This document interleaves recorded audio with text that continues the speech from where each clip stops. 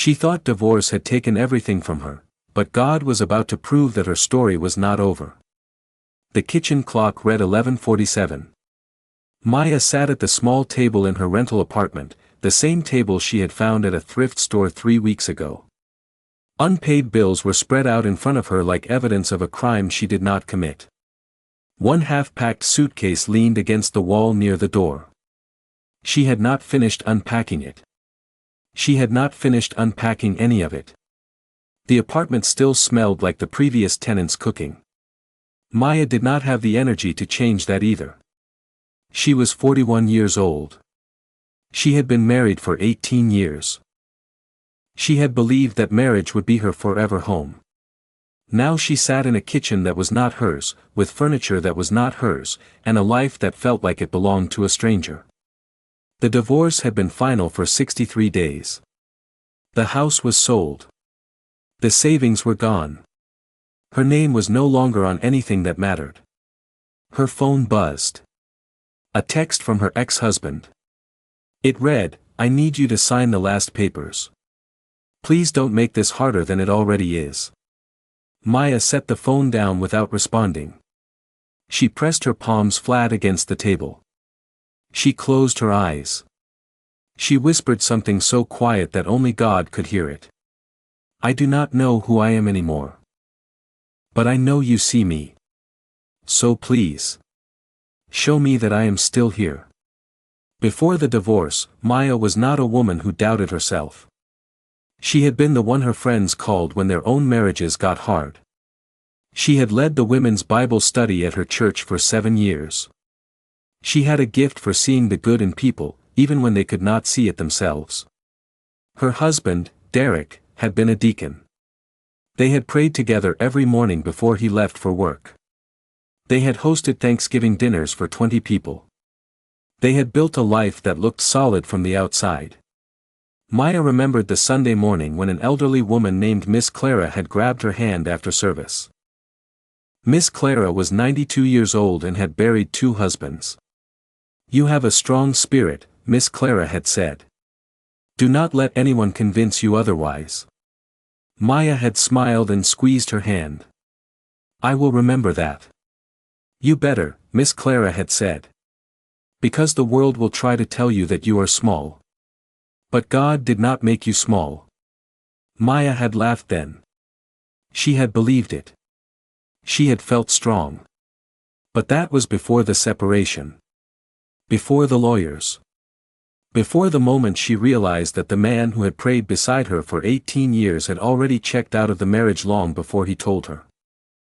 Now she sat in her car outside the grocery store, gripping the steering wheel, trying to remember how to walk into a public place without feeling like everyone could see the failure written across her face. She had not been to church in 2 months. She could not bear the pity in their eyes. She turned the key in the ignition. She drove home without buying anything. The mailbox in her new apartment building was small and dented. Maya checked it every day out of habit, not expectation. No one sent her mail anymore. The bills came electronically. The cards had stopped coming the week the divorce was finalized. But on a Tuesday afternoon, there was an envelope. It was plain white. No return address. Her name was handwritten across the front in careful cursive. Maya pulled it out and held it for a moment. The paper felt heavier than it should have. She walked back up the 3 flights of stairs and sat down at the thrift store table. She opened the envelope slowly. Inside was a single piece of paper. No letter. No note. Just a photocopy of an old photograph. It was a picture of Maya from 15 years ago, standing in front of her church, holding a bouquet of flowers. She was laughing. She looked free. She looked like someone who had not yet learned what loss felt like. Maya turned the paper over.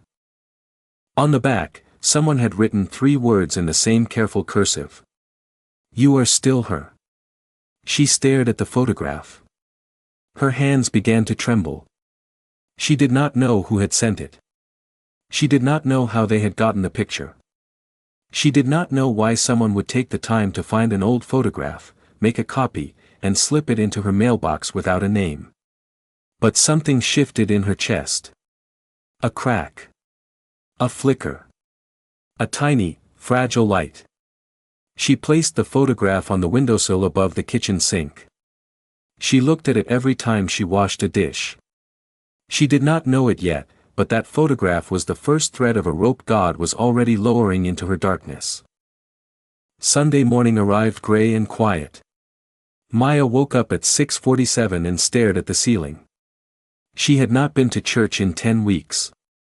She had told herself she needed time. But the truth was simpler and more painful. She was afraid to walk into that building alone. She sat up in bed. The photograph from the windowsill caught the morning light. She looked at her younger self laughing.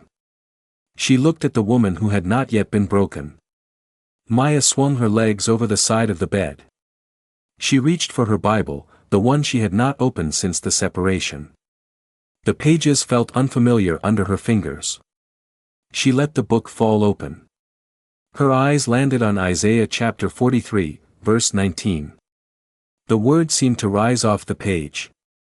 Asterisk, behold, I am doing a new thing. Now it springs forth. Do you not perceive it? Asterisk. Maya read the verse 3 times. Then she closed her eyes and spoke aloud. Lord, I do not perceive it. I cannot see the new thing. All I see is the rubble of the old thing. But you said it is springing forth. So I am going to trust that you are telling the truth, even when my eyes tell me otherwise. She opened her eyes. She looked at the photograph again. I am going to get dressed. I am going to walk into that church. And I am going to sit in the back row and let you hold me there. She placed her hand flat on the open page of her Bible. She took a slow breath. Then she stood up and opened her closet. She chose a dress she had not worn in over a year. It still fit. That felt like a small miracle all by itself. The church building had not changed. Same gray carpet. Same wooden pews. Same stained glass window of the Good Shepherd that Maya had stared at during 100 sermons. But everything felt different because she was different. She slipped into the back row. She kept her head down. She did not want to be seen. She just wanted to be present. The worship team began to play. Maya closed her eyes. She let the music wash over her. She did not sing. She could not. Her voice felt like it had rusted shut. Halfway through the second song, she felt a hand touch her shoulder. She opened her eyes. A woman stood in the aisle. She was maybe 60 years old, with silver hair pulled back in a neat bun and glasses hanging from a chain around her neck. Her name was Joan. She had been the church secretary for 23 years. Joan did not say a word. She simply slid into the pew beside Maya and sat with her. She did not ask where Maya had been. She did not offer platitudes. She just placed her hand gently on Maya's forearm and stayed. Tears began to roll down Maya's face. She did not wipe them away. After the service ended, Joan leaned close and whispered something so softly that only Maya could hear. I have been praying for you every single night for the past 2 months. I did not know what you needed. So I just kept showing up to God on your behalf. Maya could not speak. She could only nod. Joan squeezed her arm once and then stood up and walked away, disappearing into the crowd of people heading toward the coffee station. Maya sat alone in the back row for a long time after everyone else had left. She did not know it yet, but Joan had been watching her from across the sanctuary every single Sunday that Maya had stayed home. That Tuesday, Maya received another envelope. This one was not plain white. It was cream-colored. The return address read Joan's name. Maya opened it at the kitchen table, the photograph of her younger self watching from the windowsill. Inside was a handwritten note. Asterisk Maya, I know you have been fighting alone. But God never intended for you to fight that way. I have a spare room. It is small, but it is warm. The rent is $0. You can stay as long as you need. I will be at the church parking lot tomorrow at noon if you want to talk about it. No pressure. Just an open door, asterisk. Maya read the note 4 times. She pressed it against her chest. She looked at the unpaid bills on her table. She looked at the half-packed suitcase. She looked at the photograph of the woman she used to be. She stood up. She walked to the sink. She turned on the water and washed the single coffee cup she had used that morning. She dried it with a towel. She placed it back in the cabinet.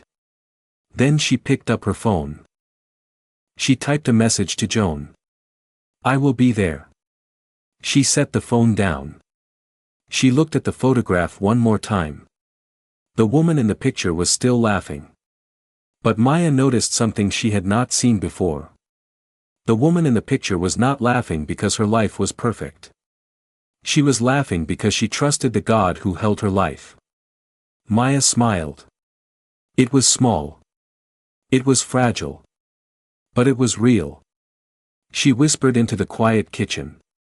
You said you were doing a new thing. I could not see it. But I think it is finally springing forth. She picked up the photograph. She placed it in her Bible at Isaiah chapter 43. She closed the book and held it against her heart. The new thing had begun.